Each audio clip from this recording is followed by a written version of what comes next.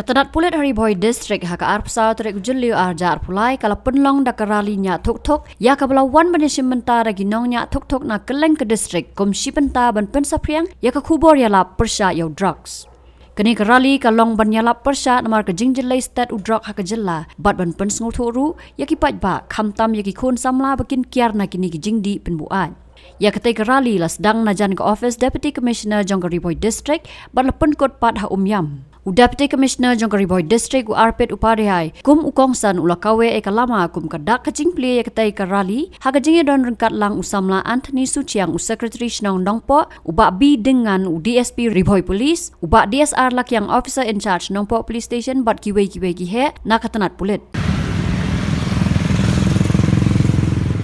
Ini ke program kebetulan kami kepala organize nak liang jong police department rekan ke jingdon lang bagi sini di kalong ke basnat yangi bangin yo sebentar lang namarkan ni ke program ke baidai bat uniu drok kumbang jutip hiu drok the way ni ginong sun du samla the way unong sun uba penjot yak snong katau way unong sun uba penjot yak society hi brokwe kumbang latep nilai i lagi cuma ada nilawanas babun ni samla jmi lajot hau ni unong sun hau ni drok bala pengap bala penjot ya ging sem ya society kumbang latip hisen bala amat new drops hisen bala angat ya kecingim cepi kena samla kecingim juki katorget adu kata-kata abak ging kisem kipun kisem jejar kisem sudam kumna pan penbaik yang kecingim juki samla kalong sisa kebae nam tak ging sem pas si ilu penmat bakum kini kijak jingja ilamat ging sem juki ketu ya ki kmi kpa ba Kyrwoh ba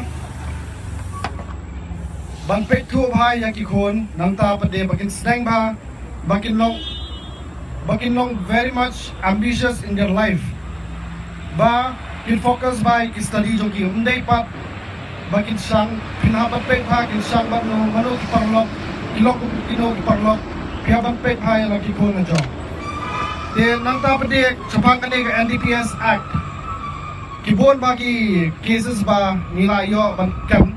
nilayo recovery la bon ha nado kaniga last year 2022 te nad hado ki crore ki value jom ki drugs nilayo ban recover nilayo ban seize ba bon ba ki accused person ta ki don have judicial custody te kini ki procedure bani follow katum ka NDPS Act kalong bang ihap ban ya iway steps teng ka sedang menta janmet kakut hadu lasai janmet namar balai every paperwork bang ide ai ihap ban ne on the field on the spot ihap ban ne lot kini paperwork tie ngai kublai gitu kirang basnong the least babila ban le kalong ban detain you breu tip sakit pulit namar balai lada pile Bishim yang an hak jopi para keso kala flop minam yo ekata justice kaba ide ban yo ekata justice kubeshman. Firstly, I would like to congratulate the Office of Superintendent of Police, Ri Bhoi District, for organizing this bike rally on International Drug Day, Drug Abuse Day. And I would also like to thank our town darbar also, Nongpo Darbar, for collaborating with the Ri Bhoi Police and for organizing this event. I would like to say that this is a very serious and sensitive issue, and I think the office of SP Ri Bhoi has taken a very good step in organizing this event to create the awareness on how to prevent this kind of this menace and how to improve the situation with regard to the use of drugs and psychotropic substances,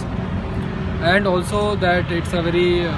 this problem requires a solution from all the sides, from all the stakeholders of the society, and in this way our bike rally, this event will go a long way in